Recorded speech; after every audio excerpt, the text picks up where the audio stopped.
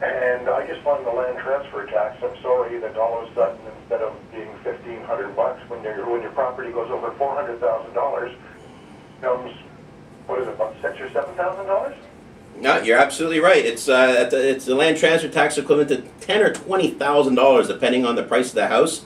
And that was it's supposed to bring in $180 million in revenue, which is falling far off the mark. On top of the car rate, there's two taxes I'm going to get rid of.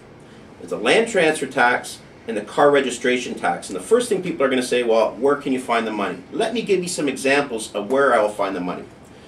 We sole sourced, I don't know if you remember last year, we sole sourced purchasing subway cars to Bombardier.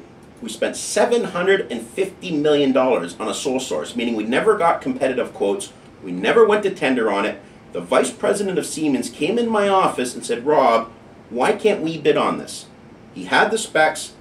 He said, we can do it for $550 million. Right there, Brian, we could have saved the taxpayers $200 million. And the mayor and councillors like the Bearmaker, they supported this sole sourcing. You don't sole source on the largest purchase in Toronto's history. It's like when you buy a car, you go and get 2 or 3 quotes on a car. You buy a couch, you buy a stove, just like everyday commodities, you get competitive quotes. Well, I believe in getting competitive quotes. And we sole sourced it. $200 million was wasted. We spent $43 million on renovating Nathan Phillips Square.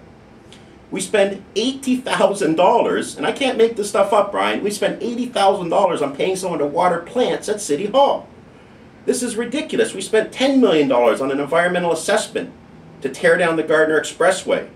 They want to tear down the Gardiner Expressway. It's going to cost the taxpayers $360 million.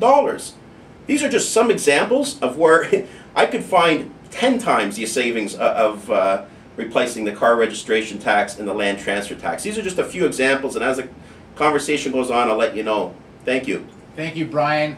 Got Sasha Rose on the line, and Sasha's question is asking about reducing council. So, Sasha, go ahead. Thank you. Hi, Rob. Hi, Sasha. How are you? For voting this house. I'm good. How are you? I'm doing great. Thank you very much. For running for mayor, buddy. I'm so glad. It's about time.